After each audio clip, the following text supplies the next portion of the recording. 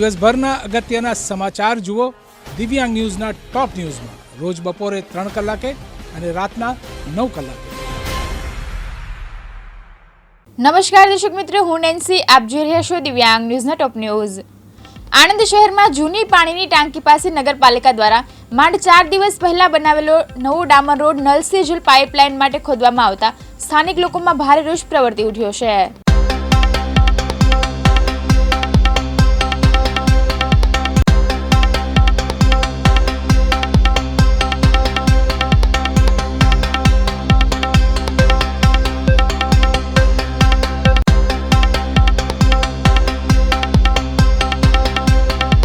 આણંદ શહેરમાં જૂની પાણીની ટાંકી પાસે નગરપાલિકા દ્વારા માંડ 4 દિવસ પહેલા બનાવેલો નવો ડામર રોડ નલ સે જલની પાઇપલાઇન માટે ખોદવામાં આવતા સ્થાનિક લોકોમાં ભારે રોષ પ્રવર્તી ઉઠ્યો છે.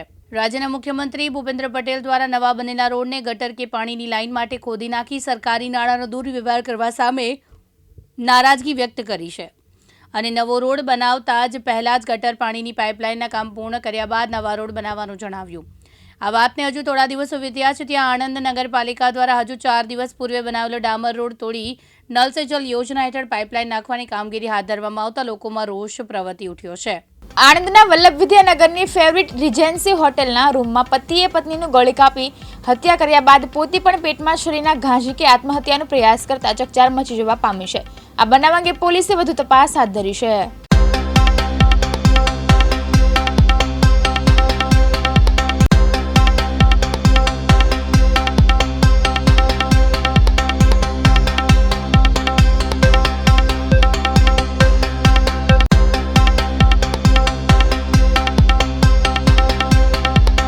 આપનું નામ? મારું નામ મહેશ ભટ્ટ છે. શું ઘટના બની છે અને શું માંગણી છે? આમ 1 મહિનાથી આ બેબી રિસાઈને ઘરે આવી હતી. એના ઘરે ત્રાસ આપવામાં આવતો હતો અને ત્યાં એને આર્થિક રીતે બી ખૂબ જ પછાત હતું. એનો મિસ્ટર 1 રૂપિયો એને વાપરવાનો આપે, ઘરમાં ખાવાનું કશું ના હોય એટલે કંટાળી એના ઘરે પેન્શન પણ આવતું હતું. પણ એ જે એની સાસુ હતી ને એ અલગ રહે અને એ પોતે અલગ રહે. છોકરો એ સાસુ 1 રૂપિયો પણ ના આપે ખાવા માટે. એ છોકરી એના છોકરાઓને કેવી રીતે ખવડાવે?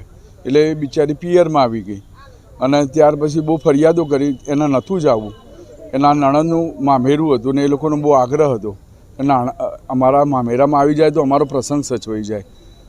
છતાં બી એમને બાનું કાઢી અને બોલાવી કે એમનો બાબો બીમાર છે, હશે કદાચ બીમાર, અને અહીંયા એને એના હોટલમાં લઈ ગયા અને ત્યાં એના છરીથી ઘરેથી જ છરી લઈને આવેલો અને ગળાના ભાગે 2-3 ઘા કરી દીધા અને પેટમાં ઘા કરી દીધા અને એને મારી નાખી. જોકે હું તો એવું માનું કે ઘરવાળાએ જ કીધું છે કે ના આવે તો મારી નાખજે. બસ હું કડકમાં કડક સજા થાય. જન્મ ટીપ તો ઠીક છે પણ જો ફાંસીની સજા મળી જાય ને તો બી અમારા માટે તો ઓછી છે સજા. ગઈકાલ તારીખ 16/1/2024ના રોજ બપોરના 3:30 વાગ્યાના સુમારે પોલીસ કંટ્રોલ રૂમ આણંદ ખાતે કોટેશ્વર પ્રસાદ બટુકભાઈ દવે રહેવાસી સિદ્ધિ હાઇટ એપાર્ટમેન્ટ આણંદનાઓએ વર્દી લખાવેલ કે પોતે પોતાની પત્ની સેજલબેનનું છરીથી મર્ડર કરેલ છે અને તેની ડેડ બોડી અત્યારે ફેવરાઇટ રિજન્સી હોટલના રૂમ નંબર 203માં રાખેલ છે અને પોતે પણ મરવા જઈ રહેલ છે. જે બાબતની વર્દીની જાણ કરેલી, જેથી આ બનાવવાની ગંભીરતા સમજી પોલીસ કંટ્રોલ રૂમ તરફથી વિદ્યાનગર પોલીસને જાણ કરેલી અને વિદ્યાનગરના પીઆઈ ગોહિલ તથા તેના સ્ટાફના માણસો તે ફેવરાઇટ રેજન્સીના રૂમ નંબર 203માં જઈ સ્ટાફના માણસો સાથે રૂમ ખોલાવી અને ચેક કરતા સેજલબેનની ડેડ બોડી લોહી લુહાણ હાલતમાં પડેલી હતી અને તેનો પતિ કોટેશ્વર પ્રસાદ પણ લોહી લુહાણ હાલતમાં પડેલો હતો. પોલીસ અધિકારી અને કર્મચારીઓ ચેક કરતા સેજલબેનનું સ્થળ પર જ મરણ થયેલ હોવાની હકીકત જણાઈ આવેલી અને તેનો પતિ કોટેશ્વર પ્રસાદ ઈજાગ્રસ્ત હોય તેને તાત્કાલિક 108 બોલાવી કૃષ્ણ જનરલ હોસ્પિટલમાં એડમિટ કરાવેલો હતો. અને આ બાબતે તેની સેજલબેનના પિયર પક્ષના માણસો અમદાવાદ ખાતે રહેતા હોય તેના પિયર પક્ષના માણસોને જાણ કરેલી અને તેના પિયર પક્ષના મિતેશ રાજેન્દ્રભાઈ ભટ્ટ જે તેના ભાઈ છે તે વિદ્યાનગર ખાતે આવતા તેને બનાવની જાણ કરી અને તેમના જણાવ્યા મુજબ મર્ડરનો ગુનો રજીસ્ટર કરવામાં આવેલો છે.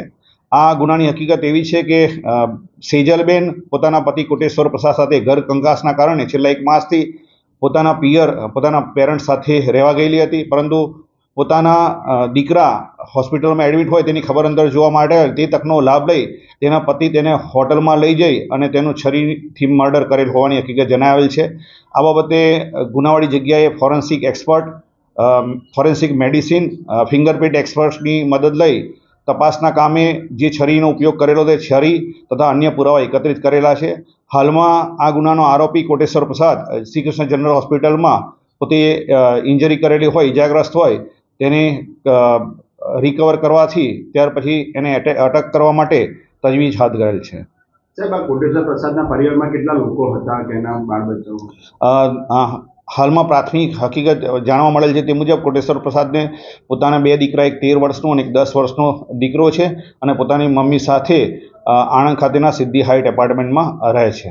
સાહેબ, આ લોકોને કોઈ અગાઉ મારામારી પતિ પત્ની વચ્ચે થયું એવું કોઈ? કોટેશ્વર પ્રસાદ આ અગાઉ 1 મહિના પહેલાં અમૂલ ડેરીમાં પ્રાઇવેટ લેબર કોન્ટ્રાક્ટરના અંડરમાં કામ કરતા હતા અને છેલ્લા 1 મહિનાથી એને નોકરી નહીં મળતા અને ફાઇનાન્શિયલ ટ્રબલ હોવાથી પતિ પત્ની વચ્ચે અવારનવાર નાના મોટા ઘરકંકાસ થતી હતી, જેનાથી નારાજ થઈ અને તેની પત્ની મરણ જનાર સેજલબેન 1 માસથી પોતાના પિયર અમદાવાદ ખાતે જતી રહેલ હોવાની હકીકત જાણવા મળેલ છે. જૂનાગઢના ઝાલણસર ગામના હજારો લોકોએ આવેદનપત્ર પાઠવી વહીવટી તંત્રને 15 દિવસનું અલ્ટિમેટમ આપી અને દિવસ 15માં અસામાજિક તત્વો અને લુખાગીરી કરનારા તત્વો સામે કોઈ કડક પગલાં નહીં ભરવામાં આવે તો ઝાલણસર સહિતના અનેક ગામના લોકો રસ્તા પર આવી જઈને રસ્તો રોકો આંદોલન કરી રસ્તો બંધ કરી દેશે તેવી ચીમકી ઉચ્ચારી છે.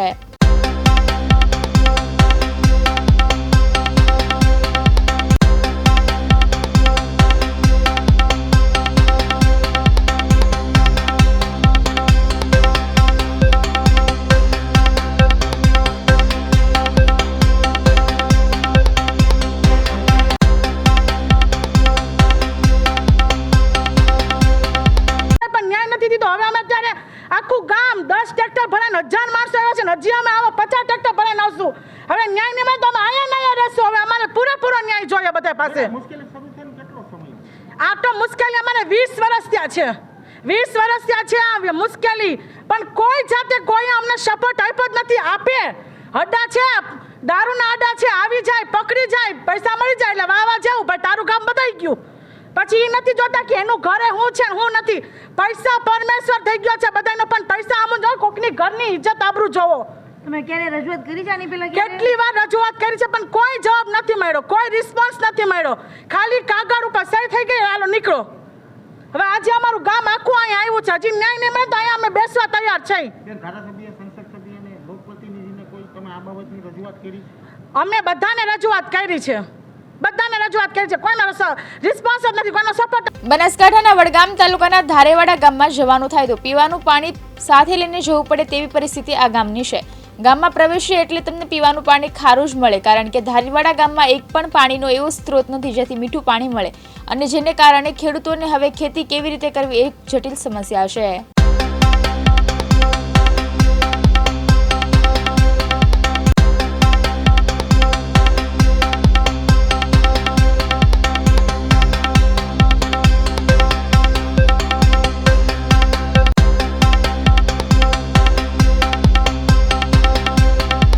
મારું નામ ચૌધરી હરેશભાઈ, ધારેવાડા ગામનો વતની છું અને આ ખારા પાણી વિશેના જે પ્રશ્ન માટે વાત કરીએ તો ખારા પાણીનો પ્રશ્ન એવો છે કે ઘણા સમયથી અમારા ગામમાં ઢીંચણના દુખાવા, લોકોમાં પથરીઓ ખૂબ જ વધુ પ્રમાણમાં ભોગ બનેલા છે. અમારા સમાજમાં એમાં વધારે પ્રમાણમાં છે રહ્યા.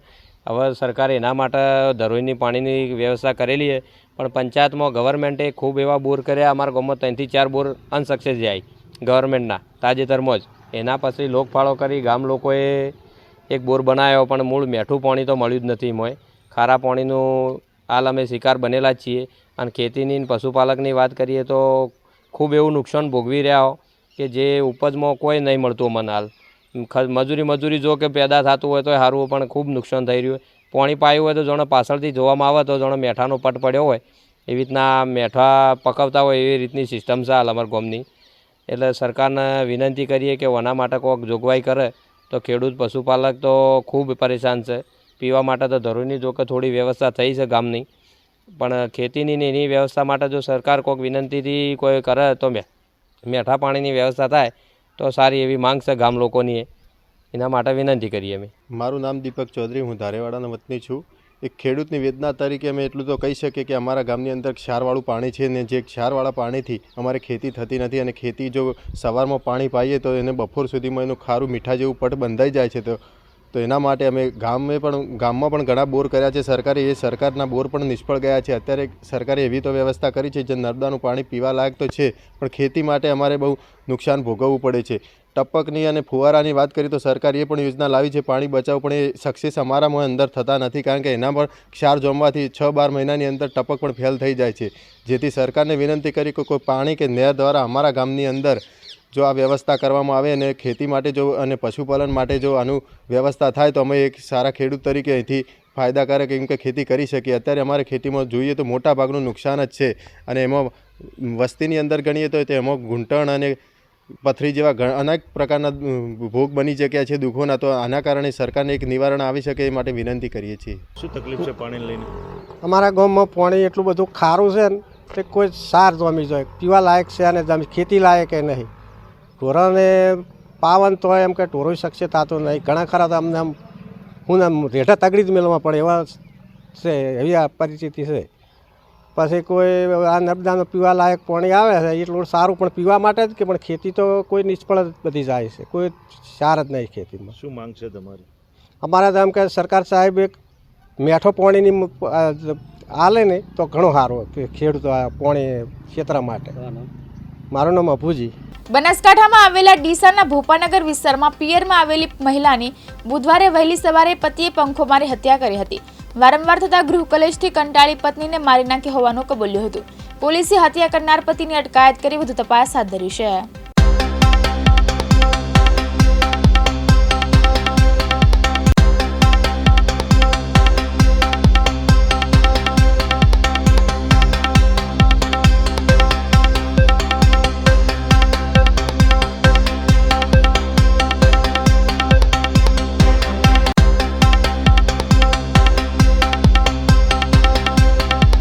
બનાસકાંઠામાં આવેલા ડીસાના ભોપાનગર વિસ્તારમાં પિયરમાં આવેલી મહિલાની બુધવારે વહેલી સવારે પતિએ પંખો મારી હત્યા કરી છે. વારંવાર ગૃહ કંકેશથી કંટાળીને પત્નીને મારી નાખી હોવાનું કબૂલ્યું છે. પોલીસે હત્યા કરનાર પતિની અટકાયત કરી વધુ તપાસ હાથ ધરી છે.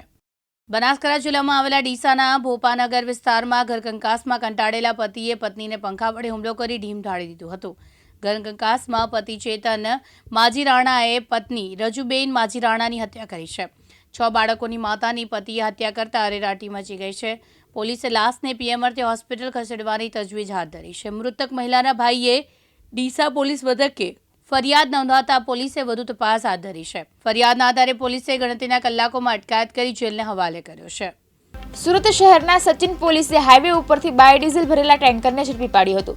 તેમજ બાયોડીઝલ અને ટેન્કર મળી કુલ ₹34.35 લાખનો મુદ્દામાલ કબજે કર્યો હતો. તેમજ આ જથ્થો પૂરો પાડવામાં 2 વ્યક્તિઓની સંડોવણી બહાર આવતા વોન્ટેડ જાહેર કરાયા છે.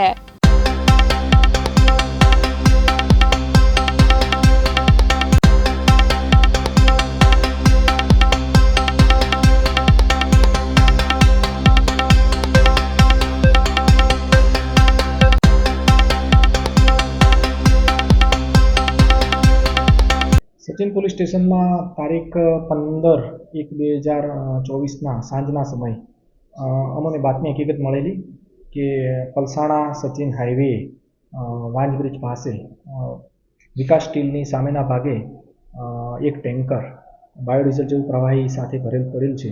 બાતમી હકીકત મળતા અમારા ડિવિઝનના ACP Shri I division RL Mavani સાહેબનાઓને જાણ કરી અને સ્ટાફના માણસો તથા પંચો સાથે જગ્યા ઉપર રેડ કરતા બાતમીવાળી હકીકતવાળું ટેન્કર અમને મળી આવેલું અને એ ટેન્કર મળી આવતા અમે ત્યાં કાયદેસરની કાર્યવાહી હાથ ધરેલી. ત્યાં ટેન્કર પાસે કિશોર અનિલ યાદવ નામનો ડ્રાઈવર મળી આવેલ અને અમારી કાર્યવાહી ચાલુ હતી. એ દરમિયાન અન્ય બીજો એક આરોપી કે જે ટેન્કર મંગાવેલ હતું બાયોડીઝલનું એ આશિષ કુમાર જગદીશભાઈ પટેલનાઓ પણ આવી જતા બંનેને સ્થળ ઉપરથી હાજર મળી આવતા તેમને સાથે રાખી અને એફએસએલ અધિકારીને બોલાવી એફએસએલ અધિકારી રૂબરૂમાં જરૂરી સેમ્પલ લેવાની કાર્યવાહી કરી અને સચિન પોલીસ સ્ટેશન ખાતે આ અંગેનો ગુનો દાખલ કરવામાં આવેલો અને ગુનાના કામે બીજા પણ ત્રણ આરોપીના નામ ખુલેલા, જેમાં એક પિયુષભાઈ પટેલ કરીને છે, જે આ ટેન્કર મંગાવવા માટે મધ્યસ્થી કરેલી હતી, અને બીજા એક આરોપી તરીકે જબલકુમાર કનુભાઈ પટેલ નું નામ છે, અને કંપનીના જે સેલવાસ ખાતેથી આવેલાનું જણાઈ આવેલ છે, તો ત્યાંથી મોકલનારનું પણ નામ ખોલવામાં આવેલ છે.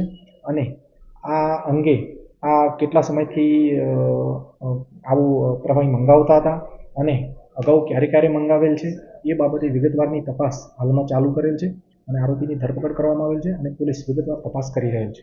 જી સર, કેટલા લીટર બાયોડીઝલ ઝડપવામાં આવ્યું છે, કેટલાનો મુદ્દા માલ હતો અને ક્યાંથી લાવતો હતો, ક્યાં વેચવા જતો હતો? અત્યારે જે ટેન્કરમાંથી મળી આવેલ છે બાયોડીઝલ એ 18,000 લીટર જેટલું ટોટલ થાય છે, અને કુલ મળી અને 34,35,000નો મુદ્દામાલ કબજે કરવામાં આવેલો છે. અને પ્રાથમિક રીતે આ ટેન્કર સેલવાસ ખાતેથી લાવેલાનું અને જે આરોપી મળી આવેલ છે આશીષ કુમાર અને અન્ય જે આરોપી છે જબલકુમાર નાવ, એ પોતાના ત્યાં જોગમાયા કરીને નામની એક પેઢી ચલાવે છે. એમની પાસે લગભગ 15 જેવી ગાડીઓ હોવાથી એની અંદર આનો ઉપયોગ કરતા હોય એવું પ્રાથમિક દ્રષ્ટિએ જણાઈ આવેલ છે, જે અંગે અત્યારે તપાસ ચાલુ છે. જી સર, આ બાયોડીઝલમાં પહેલી વખત પકડાયા છે કે અગાઉ બી કોઈ ગુના રજીસ્ટર છે નહીં? હાલમાં એમનો ગુનાહિત ઇતિહાસ અંગે તપાસ કરવાની હાલમાં કાર્યવાહી ચાલુ છે. એ અંગે પણ તપાસ કરવામાં આવશે કે તેઓ અગાઉ પણ કોઈ ગુનામાં સંડોવાયેલ છે કે કેમ, એ અંગેની માહિતી પણ એકઠી કરવામાં આવશે. ટોટલ કેટલાનો મુદ્દામાલ સાથે ટોટલ ટ્રક અને મુદ્દામાલ થઈ અને 34,35,000નો મુદ્દામાલ પોલીસે હાલમાં કબજે કરેલ છે અને સીઝ કરેલ છે, અને એના પૃથ્થકરણ માટે FSLમાં સેમ્પલો મોકલવાની તજવીજ હાથ ધરેલ છે. સુરત શહેરના અમરોલી પોલીસ મથકમાં પારિવારિક ઝઘડાની ફરિયાદ નોંધાવવા ગયેલા ખાનગી હોસ્પિટલના વોર્ડને પોલીસ કર્મચારીઓએ માર મારતા સારવાર માટે 108 દ્વારા નવી સિવિલ હોસ્પિટલમાં ખસેડાયો હતો, જ્યાં તેને 10 થી 15 જેટલા પોલીસ કર્મચારીઓએ માર માર્યાનો આક્ષેપ કર્યો હતો.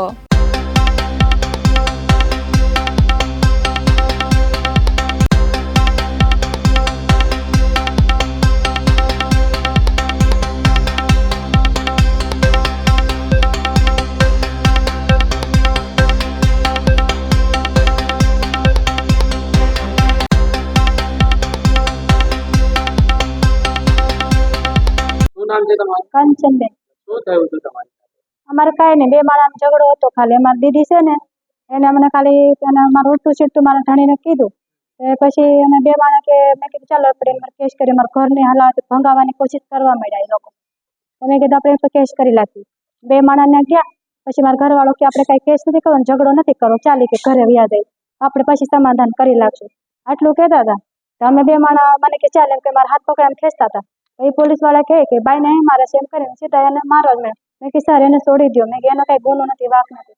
અમે બે માણસ ઘરે વયા જઈએ છીએ, અમારે નોકરીમાં જવાનું હતું રાતે નાઈટમાં. અમે બસ પછી અમને જવા ને એમાં ધણીને ઢોર મારવા માંડ્યા બધા. 15 જણા માથે ચડી ગયા.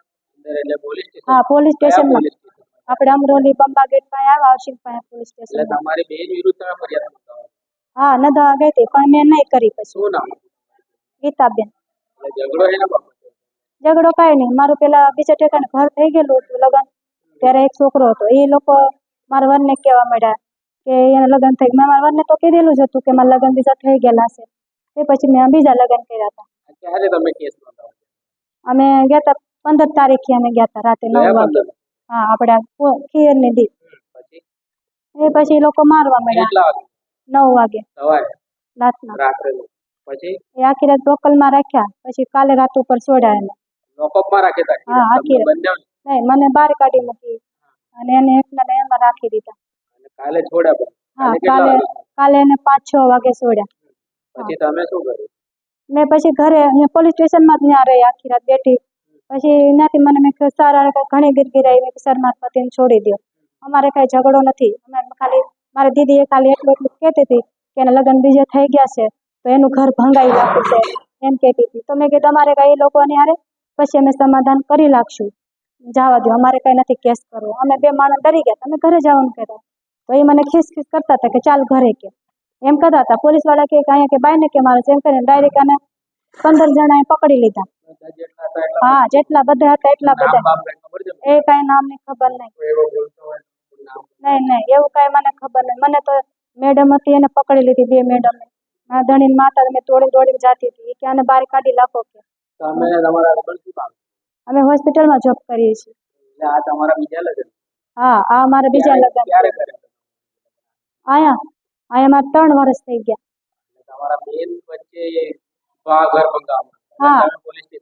હા એટલે મારી બેન કહેતી હતી આને કે એને નહીં રાખાય, કાઢી મૂકે ને બીજા લગ્ન થઈ ગયેલા હતા. મેં તો આને મારા ધણીને જણાવી દીધું હતું કે મારા લગ્ન થઈ ગયેલા છે બીજા, મારે એક છોકરો હતો. મેં બધું કહી દીધું હતું પેલા, તો બી એ લોકો આને ઓટું છેટતું ભરાવા લાગ્યા કાલે. એમાં મને 2 માણસનો ઝઘડો થઈ ગયો. ક્યાં અમે એમ્બ્યુલન્સમાં આવ્યા હતા ત્યારે 108માં. હા એટલે કાલે સાંજે આવ્યા મારા ઘરવાળા, ચક્કર આવતા હતા. તો પછી મેં કઈ લાવી, મેં એકલી હતી. પછી મારા સાસુ હોસ્પિટલમાં કામ કરે છે આપણે પીપીસાવાણી, મને મારા સાસુને બોલાયા પછી અમે પછી એના એમ્બ્યુલન્સમાં અહીંયા લાવ્યા છે. બીજું કાંઈ અમારે ઝઘડો નહોતો. એ સમાધાનની મારા બેન હારે કરી નાખશું.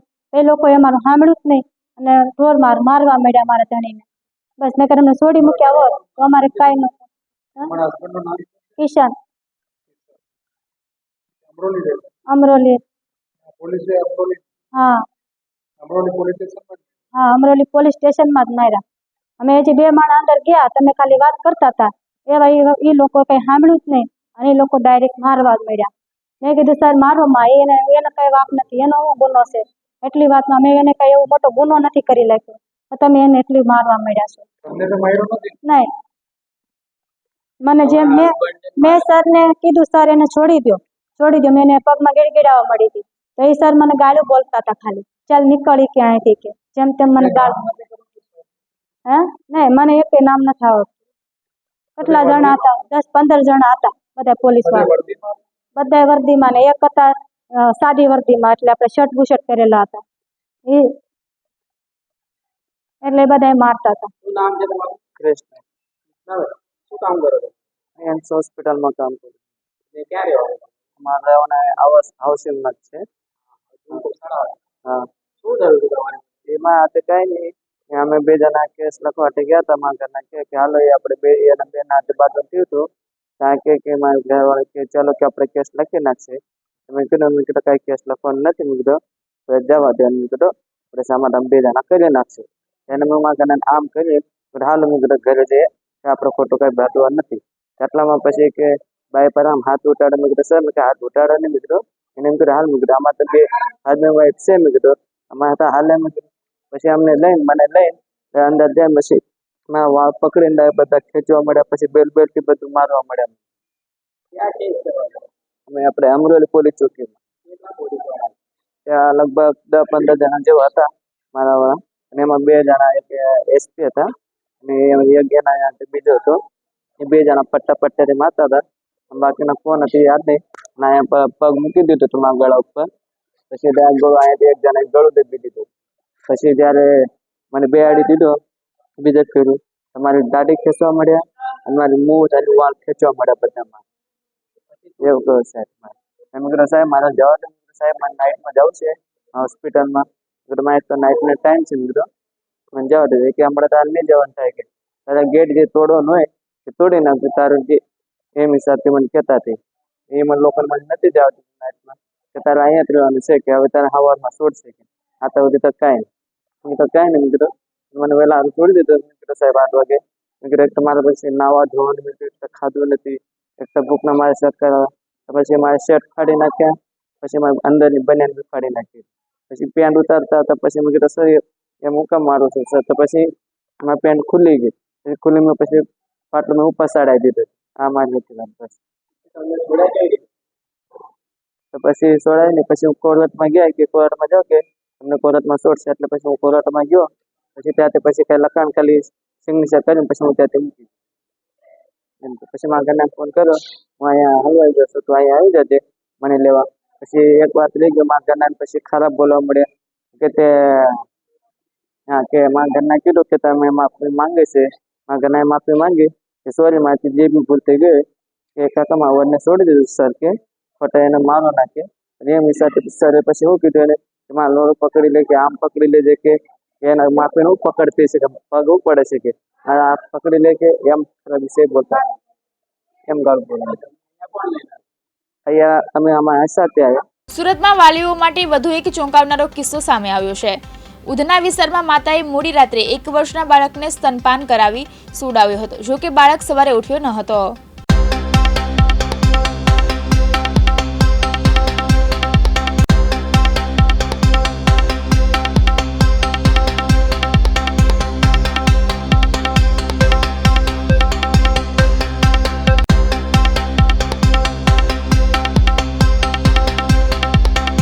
नाम क्या है और बच्चे का नाम क्या है, कितने साल का लड़का है? मेरा नाम देवीदास है. मैं छोकराનું નામ ઓમ છે. 1 વર્ષ ને 1 મહિનાનો છે. क्या हुआ था?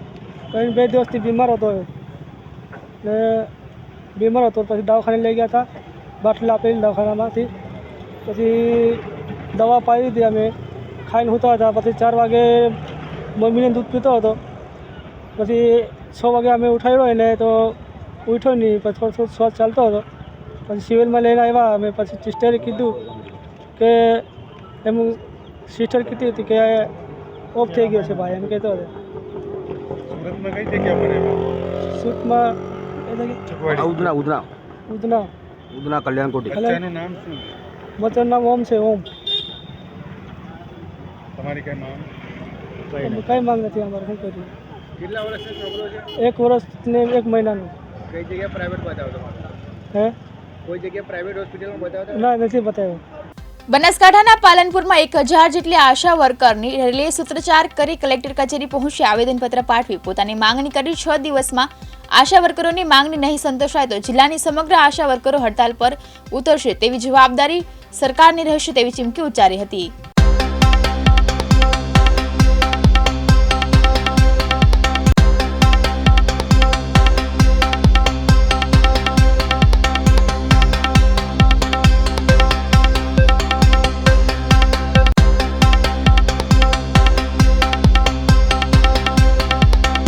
આજે અમે બનાસકાંઠા જિલ્લાના તમામ તાલુકામાંથી આશા વર્કર બહેનો મળીને કલેક્ટર સાહેબશ્રીને આવેદનપત્ર આપવા આવ્યા છીએ.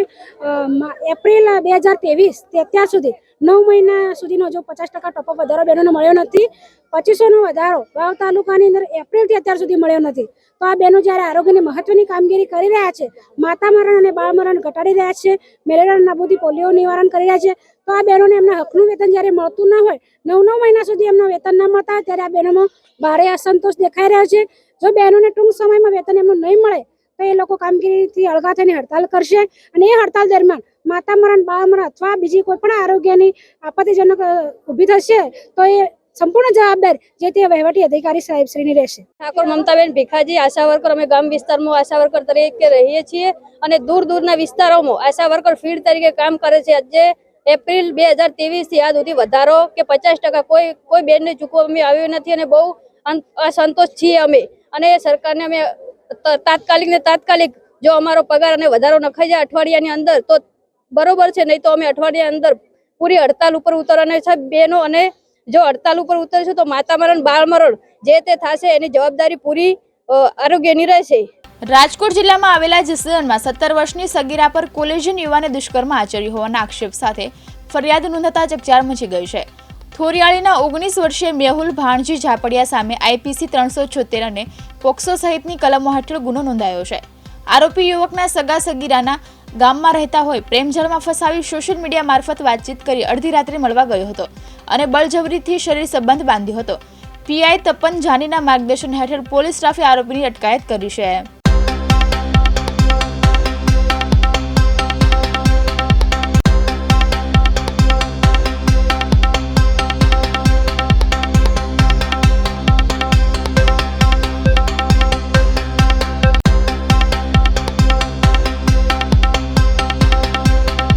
રાજકોટ જિલ્લામાં આવેલા જસદણમાં 17 વર્ષની સગીરા પર કોલેજિયન યુવાને દુષ્કર્મ આચર્યું હોવાના આક્ષેપ સાથે ફરિયાદ નોંધાતા ચકચાર મચી ગઈ છે.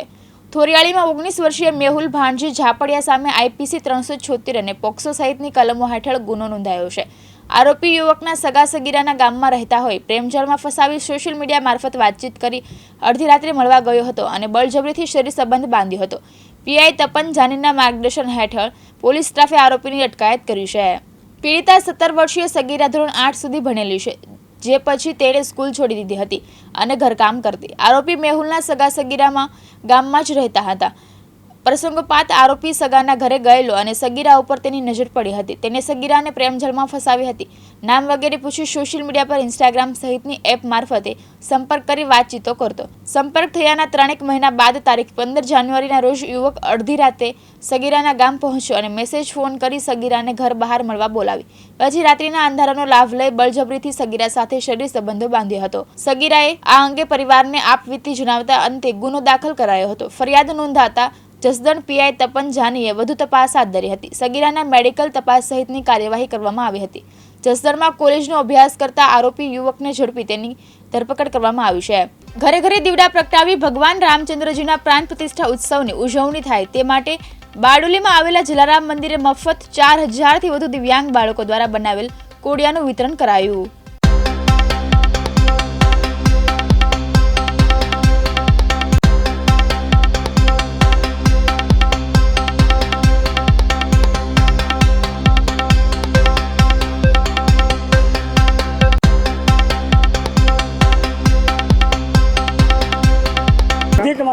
મારું નામ રમેશભાઈ ચૌહાણ. હું આ સરદારની ભૂમિમાંથી વાત કરી રહ્યો છું. અત્યારે આ જલારામ મંદિરના જે મેદાનમાં જે આ દીવા વિતરણનો જે કાર્યક્રમ છે એ શુભ હેતુથી છે. હું નાનો હતો ત્યારથી જ રામ રાજ્યની વાત સાંભળતો આવેલો છું અને આ જે પ્રોગ્રામ જે અયોધ્યામાં છે એક આસ્થાનો પ્રશ્ન છે અને એનાથી લોકોને સારા સંસ્કાર મળશે અને લોકો કુટેવથી પણ સુધરશે. એટલે હેતુ બહુ સારો છે, ધાર્મિક હેતુ છે. આમાં જવાથી માણસને કોઈ દિવસ નુકસાન થતું નથી, એમાં સારા વિચારો પ્રાપ્ત થશે. અને આ જે આ લોકો એ જે આ પ્રાંગણમાં જે વસ્તુ છે એ દિવ્યાંગ બાળકોને માટેનો છે અને એ લોકો વિના મૂલ્યે બધાને આપે છે. અમારા ભાઈ ભાભી પણ ત્યાં લિસ્ટથી આવ્યા છે ને એ વસ્તુને પણ એમને પણ ઈચ્છા હતી દર્શન કરવાની. સાથે અમે જલારામ બાપાના પણ દર્શન કર્યા અને આ વસ્તુનો લાભ લીધો એમણે. એ લોકો બહુ સંતોષ છે અને આ કાર્યક્રમને વધારે શુભેચ્છા મળે એ મારી શુભેચ્છા છે.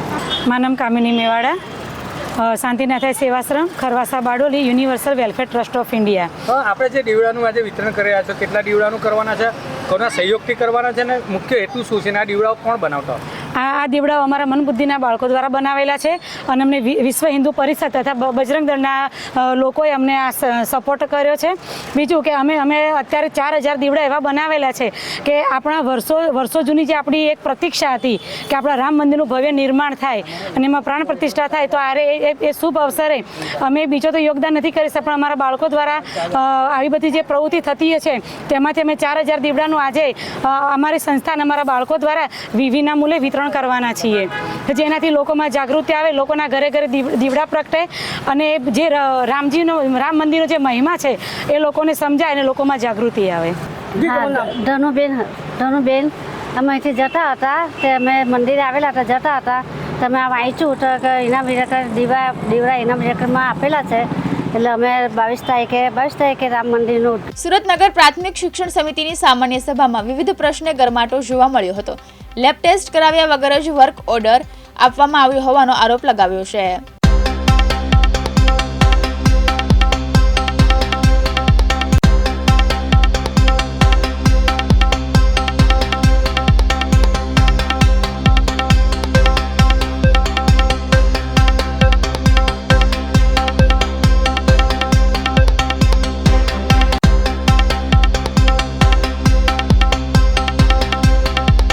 સુરતનગર પ્રાથમિક શિક્ષણ સમિતિની સામાન્ય સભામાં વિવિધ પ્રશ્ને ગરમાટો જોવા મળ્યો હતો.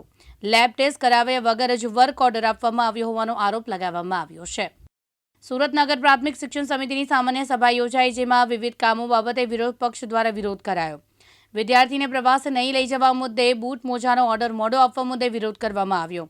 આગામી 22મીએ શાળામાં રજા આપવા માટે વિરોધ પક્ષ દ્વારા માંગ કરવામાં આવી હતી. રામ મંદિર બનાવ જઈ રહ્યું છે ત્યારે તેને લઈને રજાની માંગ કરાઈ હતી. શાસક પક્ષ દ્વારા રજા બાબતે સરકાર નક્કી કરશે તેવું જણાવ્યું હતું. સ્કૂલમાં જ રામ મંદિરની ઉજવણી થાય તેવી શાસક પક્ષ દ્વારા માંગ કરવામાં આવી છે. ભગવાન સ્વામી વિવેકાનંદની જેમ ભગવાન રામનું ચિત્ર આપવાની માંગ પણ શાસક પક્ષ દ્વારા કરાઈ રહી છે. નવા સીમાકરણમાં આવેલા વિસ્તારમાં એસએમસીને 35 જેટલી શાળાઓનો કબજો મળ્યો નથી. માત્ર હવે 2.5 મહિના માટે 2200 વિદ્યાર્થીને બૂટ મોજા યુનિફોર્મ આપવામાં આવશે. લેબ ટેસ્ટ કરાવ્યા વગર જ વર્ક ઓર્ડર આપવામાં આવ્યો હોવાનો આરોપ લગાવવામાં આવ્યો છે.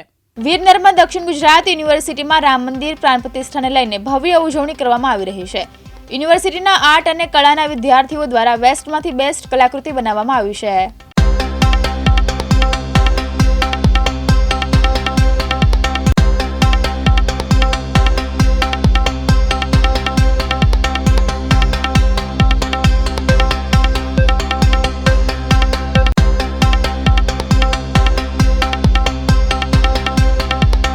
મારું નામ મેહુલ ઉમેશભાઈ પટેલ છે. હું આ ઇન્ટિરિયર ડિઝાઇન ડિપાર્ટમેન્ટના એચઓડી બોલું છું, સાથે કોડિંગની જવાબદારી નિભાવું છું.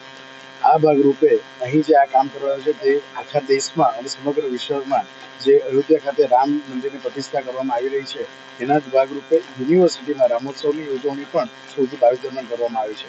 એના ભાગરૂપે આ આપણે આર્ટવર્ક જે તમે જોઈ રહ્યા છો એ મ્યુરલ કહેવાય છે. એ મ્યુરલનો ઉપયોગ કરી આ વસ્તુ ઉપયોગ કરવામાં આવી છે. આનો મેઇન પર્પઝ એકેડેમિક લેવલ પર વિદ્યાર્થીઓમાં ભારતીય શૈલી અને ભારતીય પરંપરાના કલા વારસાને જાળવી રખાય એના ભાગરૂપે અમે 2 કડીનો કોર્સ ડિઝાઇન કરી આ ભણાવવામાં આવ્યો છે. એની અંદર જે પણ જે મટીરિયલ બધા જે યુઝ થયા છે એ બધા નેચરલ મટીરિયલ છે, નેચરલ જગ્યાથી લેવામાં આવ્યા છે. સાથે સાથે અહીંયા જે પણ સેવાકીય સંસ્થા છે જે રીતે મંદિરના નિર્માણ ચાલી રહ્યા છે, કોઈ જગ્યા પર બીજા ઇવેન્ટ એ જગ્યા પરથી આ ગોઠાવેલો બધો વેસ્ટ છે અને વિદ્યાર્થીઓ દ્વારા લાવીને અહીંયા આ કોર્સ ડિઝાઇન કરવામાં આવ્યો છે. જેમાં 3 પ્રાધ્યાપિકાઓ સાથે 2 પ્રાધ્યાપક અને સાથે 40 વિદ્યાર્થીઓના અથાગ મહેનતથી 4 દિવસમાં આ પ્રતિકૃતિ રેડી થઈ રહી છે. અને આ પ્રતિકૃતિને હવે આવનારા ટાઈમની અંદર જીએમએ તથા પેટર્ન કરવા જઈ રહી છે અને સાથે સાથે અયોધ્યા ખાતે પણ અમે પ્રાણ પ્રતિષ્ઠા પત્યા પછી એને અમે મોકલવાની તૈયારી બતાવી છે. 22 જાન્યુઆરીના દિવસે અયોધ્યામાં ભગવાન રામ મંદિરની પ્રાણ પ્રતિષ્ઠા થવા જઈ રહ્યું છે. ત્યારે ભારત એક રામમય માહોલ બન્યો છે તેવા દ્રશ્યો આપણને એક બાદ એક જોવા મળી રહ્યા છે. ત્યારે સુરતની વાત કરવામાં આવે તો સુરતના વીર દક્ષિણ ગુજરાત યુનિવર્સિટીની અંદર જે સ્ટુડન્ટો ભણવા આવે છે તે લોકો પણ ક્યાંક ને ક્યાંક રામ ભક્તિમય બની ગયા હોય તેવા આપણને દ્રશ્યો જોવા મળી રહ્યા છે. સીધા દ્રશ્યો બતાવવાના પ્રયત્ન કરી રહ્યા છે કે જે દ્રશ્યોમાં જોઈ શકો છો તે રામ ભગવાનને જે મ્યુરલ અહીં બનાવવામાં આવ્યું છે તે યુનિવર્સિટીના જે સ્ટુડન્ટો તેમના દ્વારા બનાવવામાં આવી છે. જોઈ શકો છો આ જે પથ્થરો છે તે કન્સ્ટ્રક્શન સાઇટ પર જઈને તેના ટુકડા કરવામાં આવ્યા અને ત્યારબાદ તેને અહીં ડેકોરેટ કરવામાં આવ્યું છે. કેટલી આકર્ષણનું કેન્દ્ર બન્યું હોય તેવા આવા ભગવાન શ્રી રામનું અહીં પ્રતિકૃતિ આપણને જોવા મળી રહી છે, મ્યુરલ જોવા મળી રહી છે. આપણી સાથે અહીંના જે સર છે આપણે એમની સાથે જ વાત કરીશું. જી સર, બનાવવાનો વિચાર તમને કેવી રીતે આવ્યો? બનાવવાનો વિચાર જેમ કે અમે લોકો મારું નામ ધવલ પટેલ છે, અહીં ટીચિંગ આસિસ્ટન્ટ તરીકે ફરજ નિભાવું છું ઇન્ટિરિયર ડિઝાઇન ડિપાર્ટમેન્ટમાં VNSUમાં. સબ્જેક્ટ વાઇઝ જોઈએ તો જે સબ્જેક્ટ અમારો છે તે ઇલેક્ટિવ સબ્જેક્ટ છે. ઇલેક્ટિવ સબ્જેક્ટમાં જનરલી અમે એવું વિચારતા હોઈએ છીએ કે છોકરાઓ નવું કંઈક શીખે, નવી ટેકનિક શીખે, નવા મટીરિયલ શીખે અને એ એમના સ્ટડીનો એક પાર્ટ હોઈ શકે. તો આ સ્ટડીને આગળ લઈ જવા માટે એ સબ્જેક્ટ વાઇઝ અમે એ લોકોને કીધું કે તમે લોકો એક કૃતિ રજૂ કરો જે શ્રી રામજીને અયોધ્યાને રિપ્રેઝન્ટ થતું હોય. તો એના માટે એ લોકોએ નવી ટેકનોલોજી જેમ કે અમે જે સોફ્ટવેર પર કામ કરીએ છીએ ઓટોકેડ પર એના ડ્રોઈંગ રેડી કરાવ્યા. ત્યારબાદ CNC કટિંગમાં એના પરફેક્ટ ડ્રોઈંગ મોકલવા પડે છે તો તે ડ્રોઈંગને એ લોકોએ મોકલાવ્યા. તેનું CNC કટિંગ થયું, એને લેયર આપવા માટે, એનું 3D બનાવવા માટે એને થોડું એમ્બોઝ કર્યું. ત્યારબાદ એક શ્રી રામજી, લક્ષ્મણજી, સીતાજી અને હનુમાનજી પર સો ડસ્ટ એટલે કે આપણે લાકડાનો વેર, ટીસ્યુ પેપર, જે વેસ્ટ મટીરિયલ છે, સૂતરી, એવી રીતે થોડું મટીરિયલોનો યુઝ કરીને એમના આખું પેઇન્ટ કર્યું છે, આખું એમની એક સ્કલ્પચર રેડી કર્યું છે.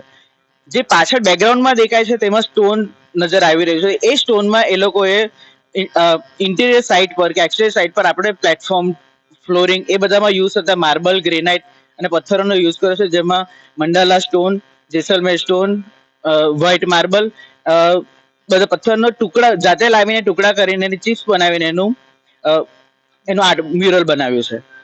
ત્યારબાદ સ્ટુડન્ટ લોકોએ જે આ પ્રતિમા, જે આખી મ્યુરલ બનાવ્યું છે તે ટોટલ એની હાઇટ છે 8 ફીટ અને એની વિડ્થ એટલે કે એની પહોળાઈ છે 4 ફૂટ. આખું મ્યુરલ રેડી કર્યું છે જે યુનિવર્સિટીમાં ચાલતા પ્રોગ્રામ રામોત્સવમાં પણ હેલ્પફુલ થઈ શકે એવી રીતે છે. જી મેમ, આપનું પહેલા સૌ પ્રથમ આપનું નામ જણાવો ને મ્યુરલ બનાવવાનું કારણ શું હતું? શું આ મ્યુરલ તમે રામ અયોધ્યા મોકલવાની તૈયારી કરી રહ્યા છો? મારું નામ રચના પટેલ છે. હું આસિસ્ટન્ટ પ્રોફેસર તરીકે અહીંયા ઇન્ટિરિયર ડિઝાઇન ડિપાર્ટમેન્ટમાં VNSUમાં કાર્યરત છું. આ મ્યુરલ બનાવવાનો વિચાર આવ્યો અમે કે અત્યારે જે રીતે 22મી જાન્યુઆરીએ ભારતભરમાં રામ મહોત્સવ ઉજવાઈ રહ્યો છે, તો એમાં અમે પરોક્ષ રીતે કંઈક ભાગીદારી નોંધાવી શકીએ એ હિસાબે અમે આ એક વિચાર સ્ફુરિત થયો હતો. અને એના ભાગરૂપે વિદ્યાર્થીઓ પાસેથી એમના કોર્સના જ પાર્ટ રૂપે એક ઇલેક્ટિવ સબ્જેક્ટ તરીકે અમે આ વસ્તુને કન્વર્ટ કરી છે, જે હાલ નવી ઇમ્પ્લિમેન્ટ થયેલી એનઈપીને પણ સપોર્ટ કરે છે, જેમાં સ્કિલ બેઝડ પ્રોગ્રામમાં સ્ટુડન્ટ્સે નવી સ્કિલ શીખવાની હોય છે. તેમાં આ લોકો આમ સ્ટોન મ્યુરલ અને ક્લોથ મ્યુરલ કેવી રીતે ડેવલપ કરી શકે એ લોકોને શીખવા મળ્યું છે. આગળના પ્લાનિંગ વિશે જણાવું તો અમે એવી ગણતરી કરી રહ્યા છીએ કે આ મ્યુરલ અત્યારે જે યુનિવર્સિટીમાં રામોત્સવ ચાલી રહ્યો છે 16મી તારીખથી 22મી તારીખ સુધીમાં, એમાં એમના સેલ્ફી બૂથની પાસે આનું એક પ્લેસમેન્ટ થઈ શકે કે જેથી એક આકર્ષણની એક કૃતિ બની શકે. એટ ધ સેમ ટાઈમ આની એક કોપી અયોધ્યા મોકલવાની પણ વાત થઈ રહી છે. જી મેમ, આ મ્યુરલ બનાવવાનું વિદ્યાર્થી દ્વારા બનાવવામાં આવ્યું, શું કારણ છે? વિદ્યાર્થીઓમાં કેવા આ મેસેજ જાય છે આ મ્યુરલ બનાવવાથી? વિદ્યાર્થીઓ જ્યારે કોઈ પણ વસ્તુમાં એક કોન્સન્ટ્રેશનથી કામ કરતા હોય છે ત્યારે એક એફર્ટલેસ એ લોકોની ક્રિએટિવિટી બહાર આવે છે. ઇન્ટિરિયર ડિઝાઇન ડિપાર્ટમેન્ટ એ ક્રિએટિવિટી સાથે બહુ જ જોડાયેલો ડિપાર્ટમેન્ટ છે, જ્યાં નવા મટીરિયલ જુદી રીતે એક્સપ્લોર કરીને તમે એમાંથી કંઈક નવું બનાવી શકો એ આ કોર્સનો મુખ્ય હેતુ છે. અને આ જ હેતુને પાર કરવા માટે અમે આવી રીતની એક્સરસાઇઝ ડેવલપ કરતા હોઈએ છીએ. જી આપ જણાવો, આપ મ્યુરલ બનાવવામાં આવ્યું છે આપના દ્વારા, વિદ્યાર્થીઓ દ્વારા, કેવું લાગે છે અને શું મેસેજ જાય છે સમાજ માટે અને ભણતરમાં કેટલી મજા આવે છે? જ્યારે આ બધું સ્ટાર્ટ થયું, જ્યારે ખબર પડી કે આ રીતનું મ્યુરલ બનાવવાનું છે, તો ઘણો ઉત્સાહ હતો બધા સ્ટુડન્ટ્સમાં કે આવી રીતનું કામ કરવા મળશે, આગળ જે રામોત્સવ છે એમાં પાર્ટિસિપેટ કરવાનું હતું ને એવી રીતે. તો ફેકલ્ટીનો બી ઘણો સપોર્ટ રહ્યો અને આમ સવારથી સાંજ સુધી કામ કરતા હતા. 2 દિવસ ઘણી મજા બી કરી છે, સાથે સાથે કામ ડિવાઈડ કરીને બધા કામ કરતા હતા. Dhaval sir, Rishika ma'am, Julie ma'am, Rachana ma'am, Vishwa ma'am, Mehul sir, બધાનો સપોર્ટ સારો રહ્યો. બધા ફેકલ્ટીઝ પણ અમારી સાથે સારી રીતે જોડાયેલા હતા આખામાં, તો સારું લાગ્યું. અને રામ મહોત્સવનો આટલો ઉત્સાહ બધા સ્ટુડન્ટ્સમાં વધ્યો આ બધી મ્યુરલના કારણે. શું આ મ્યુરલ તમે બનાવ્યું છે, શું વિચારો છો? અયોધ્યા મોકલવાની તૈયારીઓ કરવાની છે? હા, એટલે પૂરેપૂરા ઉત્સાહથી અગર આપણે આગળ લઈ જઈએ તો ઘણું સારું રહેશે કે અયોધ્યા જાય કોપી તો. જે રીતે યુનિવર્સિટીના જે વિદ્યાર્થીઓ છે તેમના દ્વારા એક મ્યુરલ બનાવવામાં આવ્યું છે, વેસ્ટમાંથી જે વિદ્યાર્થીઓ દ્વારા આ મ્યુરલ બનાવ્યું છે, ક્યાંક ને ક્યાંક ભારતભરમાં આકર્ષણનું કેન્દ્ર બને તો કોઈ નવાઈની વાત નહીં. કેમેરા પર્સન સાથે મુકેશ ગુરવ, દિવ્યાંગ ન્યૂઝ, સુરત. આ હતા અત્યાર સુધીના ટોપ ન્યૂઝ. નવી ખબરો સાથે, નવી અપડેટ સાથે જોતા રહો દિવ્યાંગ ન્યૂઝ.